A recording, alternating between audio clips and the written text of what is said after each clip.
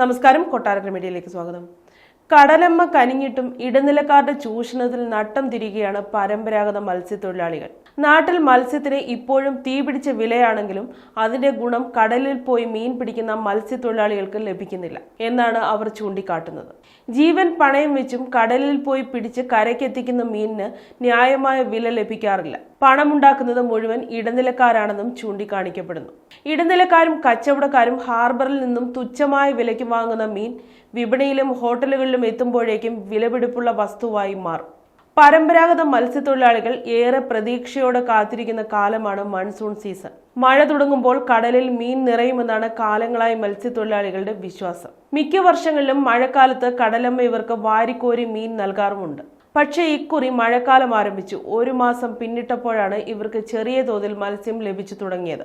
പക്ഷേ ആ മീനിന് ഇവർക്ക് ലഭിക്കുന്ന വിലയാകട്ടെ വളരെ തുച്ഛവും. കഴിഞ്ഞ കുറച്ച് ദിവസമായി ചെല്ലാനം ഹാർബറിലെ തൊഴിലാളികൾക്ക് മോശമില്ലാത്ത രീതിയിൽ നെത്തോലി ലഭിക്കുന്നുണ്ട്. രാവിലെ 30 രൂപയ്ക്കാണ് 1 കിലോഗ്രാം നെത്തോലി ഹാർബറിൽ നിന്ന് വിറ്റുപോയത്. ഉച്ചയായപ്പോൾ വില 10 രൂപയായി ഇടിഞ്ഞു. ഇതേ നെത്തോലി പശ്ചിമ കൊച്ചിയിലെ മാർക്കറ്റുകളിലും തട്ടുകളിലും എത്തുമ്പോൾ 150 മുതൽ 200 രൂപ വരെ നൽകണം. ട്രോളിംഗ് നിരോധനമുള്ളതിനാൽ ചെല്ലാനം ഹാർബറിലെ മീനുകൾക്ക് പൊതുവിപണിയിൽ ഡിമാൻഡുണ്ട്.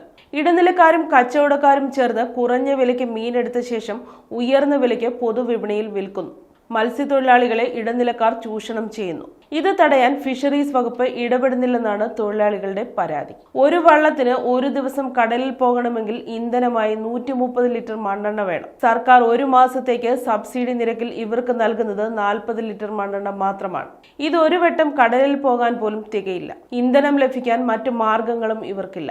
മണ്ണെണ്ണയ്ക്കായി ഇവർ കരിഞ്ചന്തയെ ആശ്രയിക്കുന്നു. 1 ലിറ്റർ മണ്ണെണ്ണയ്ക്ക് കരിഞ്ചന്തയിൽ വില 120 രൂപയാണ്. ഈ തുക നൽകി മണ്ണെണ്ണ വാങ്ങി കടലിൽ പോയാലും മത്സ്യത്തിന് ന്യായവില ലഭിക്കാത്തത് തൊഴിലാളികൾക്ക് നഷ്ടമുണ്ടാക്കുന്നു.